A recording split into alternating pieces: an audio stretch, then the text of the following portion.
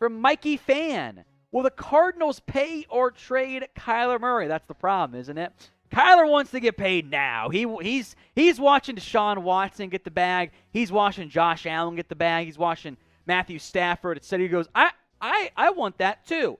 The problem is Murray has not yet performed to that level of play. Started 2021 great.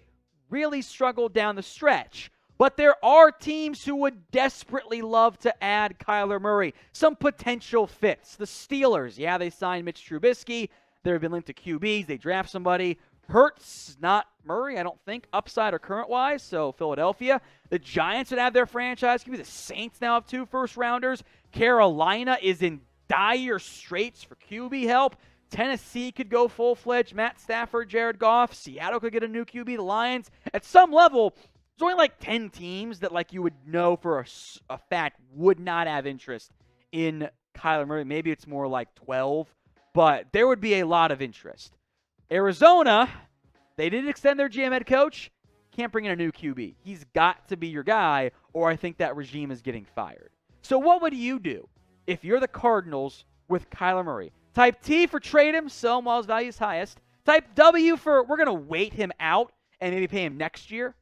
Or type P for you'd pay him right now. This is the pinned comment on today's video. So if the ad break comes on YouTube, take advantage of it. Head down there and type in your T, W, or P. It's from Tim Hapfox. Hashtag NFL trade idea. Giants trade James Bradberry. I think you mean and the 7th. For DK Metcalf. Thoughts. So, Coop, if you could make that up for me. I know that there was a report that came out that apparently they turned down the number 10 overall pick from the Jets. I don't necessarily believe that. What's interesting about this trade is the Giants were trying to get a number 1 receiver in Kenny Golladay, though Kenny Galladay's banged up. Sterling Shepard, he's banged up. So, they don't have a lot of options for Daniel Jones, and they should go all in. And when you look at the Seahawks, they could probably use another corner. You're also helping out the Giants by getting it off the books. So here's what the trade ends up looking like from Tim. The Giants get DK. The Seahawks get Bradberry. You're going to have to take on his contract. And the 7th overall pick. I think that the Seahawks win this deal. I personally, if I was the Giants, I wouldn't do it. But what do you guys have to say? Who wins the trade? If you think it's the New York Giants, type NYG. Yes, you're getting an unbelievably talented receiver in DK Metcalf. But you're giving up the number 7 overall pick. And sure, you're also getting rid of Bradberry, which saves you money. I would want something in return. I would want an extra pick or something back. I'm going to go ahead and type my SEA, but you guys can let me know who ends up winning this trade. Pelicans Nola, how much would it take for the Saints to move up to number 5? So what, you got pick 16, you got pick 19. On the trade value chart, you'd have to move up 16, 19, and then a 3rd round pick to get up to 5. So both your first rounders and maybe even a 2nd round pick to get up to number 5. You got to move a lot. 3rd round pick's probably how big. So both your first and a 3rd to get up to number 5. It's kind of interesting if you're the New York Giants because now you have 3 first round picks. If I was the Giants, I would love to go ahead and move back. Let's go to Doug.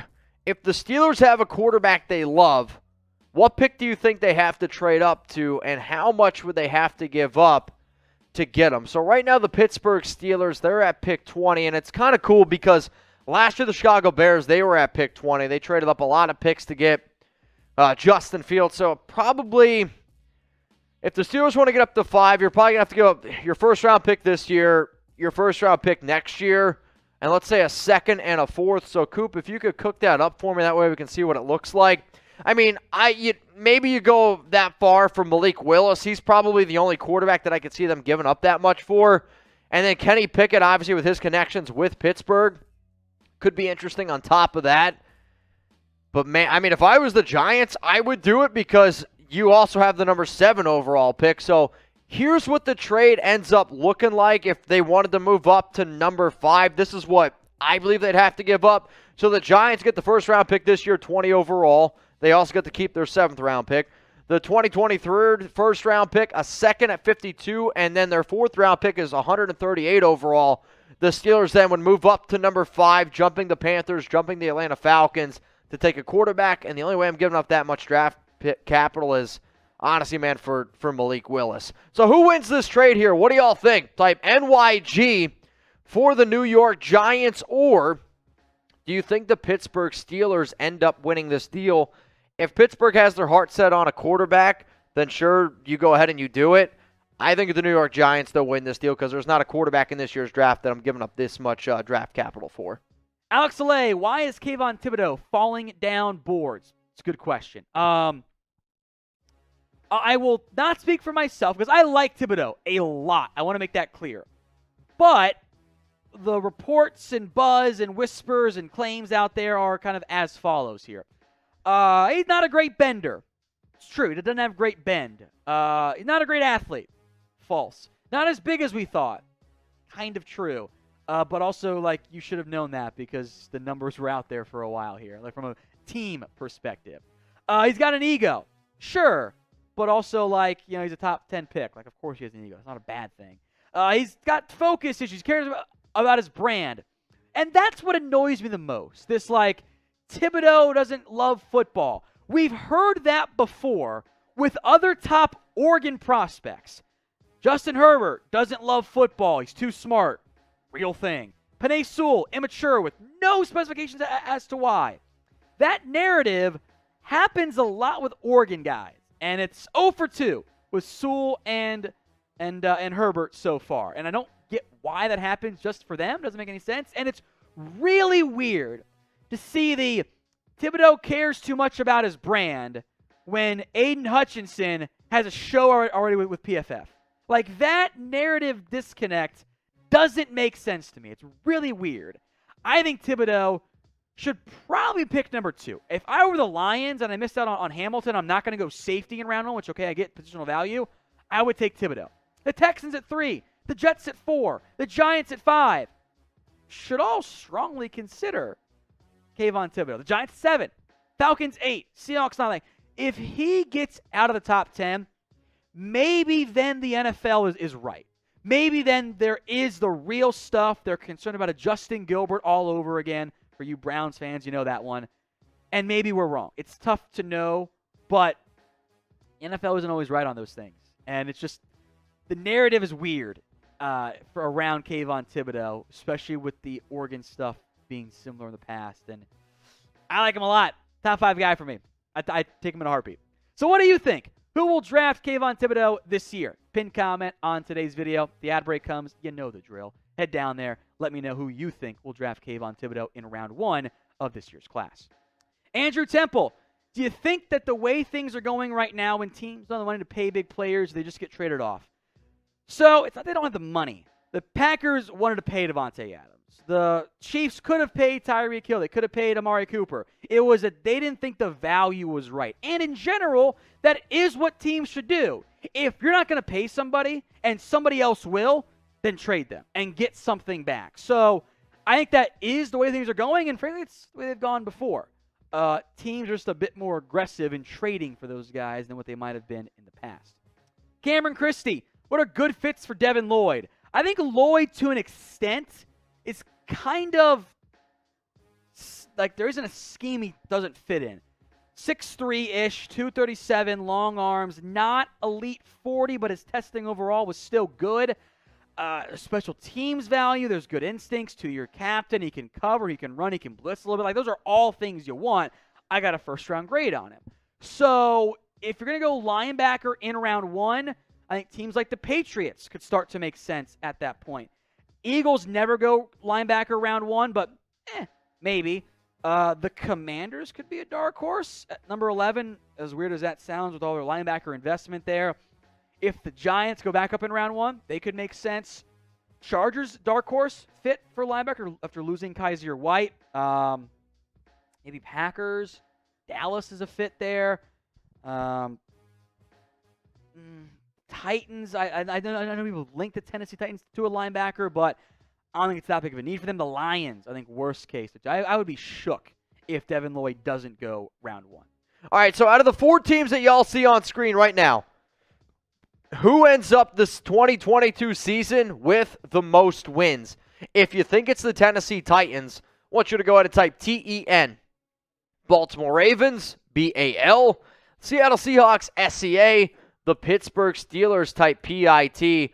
The reason why I'm going to go with the Tennessee Titans is because they're in the weakest division. Though the team that I see being the worst on screen is Seattle. Baltimore has the upside with Lamar Jackson. Pittsburgh has the defense, but they're in a much tougher division. So I'm personally going to go ahead and say TEN.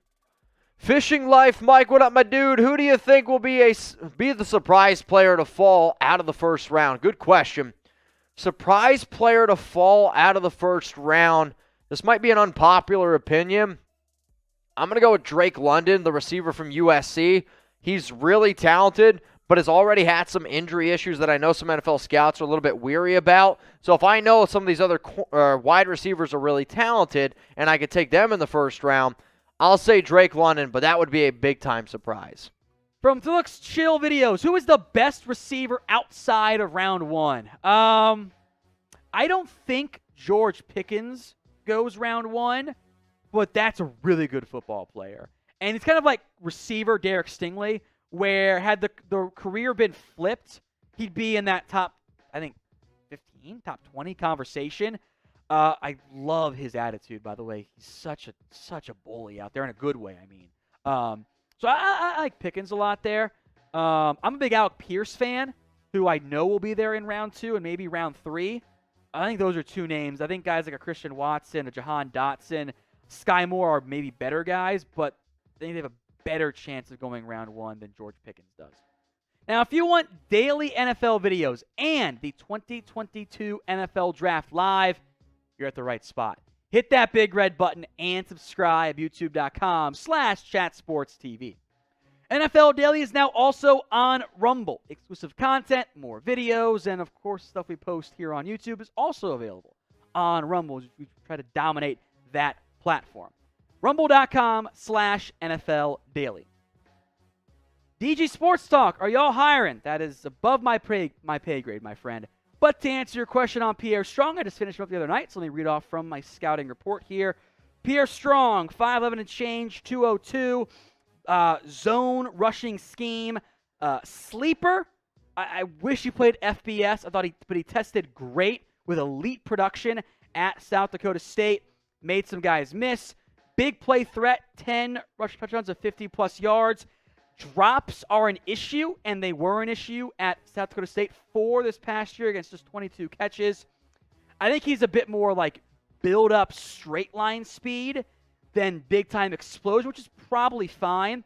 My question mark is he Elijah Mitchell? I think it's a good player comparison. Or on the downside, is he Darrington Evans? 4th round, could have a sleeper on your hands there. All right, y'all, so we're talking about cornerbacks. How many corners get drafted in round 1? Usually, and I try to diagnose each position by my top players, I could see 4 cornerbacks going in round 1. I would probably set it. I'd probably set the over-under at 4.5, though that seems high. Maybe 3.5, because I see Stingley, I see Sauce, and I see Trent McDuffie all going in round 1. And then after that, it does get a little bit interesting. So let's say 3.5. That would be the over-under. Let me know how many corners get drafted in the first round of the 2022 NFL Draft.